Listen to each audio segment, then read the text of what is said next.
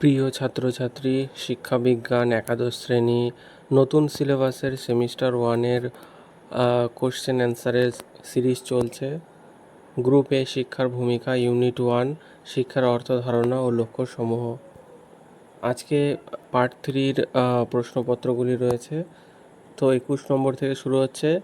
SCERT এর পুরো নাম কি? উত্তর state council of education research and training.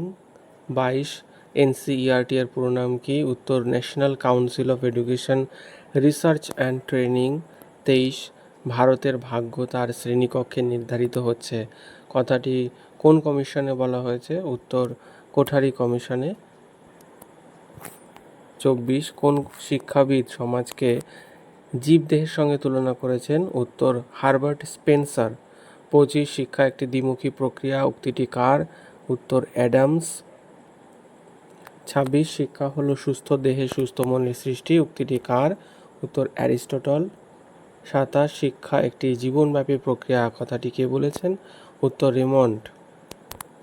28 শিক্ষার সাধারণ সংজ্ঞায় কোন বিষয়টির উপর অধিক গুরুত্ব দেওয়া হয়? উত্তর দক্ষতা ও মূল্যবোধের বিকাশ। 29 শিক্ষার সাংস্কৃতিক সংজ্ঞার সাথে কোন বিষয়গুলি জড়িত? উত্তর সাংস্কৃতিক ঐতিহ্য, ঐতিহ্য ও মূল্যবোধ। তো এর পরবর্তীকালে 30 শিক্ষার পরিবেশগত সংজ্ঞা কোন ক্ষেত্রটির ব্যাপারে প্রচার করে? উত্তর পরিবেশ সচেতনতা এবং স্থায়িত্ব। তো পরবর্তীকালে এর পরের সিরিজটা আসবে পার্ট 4।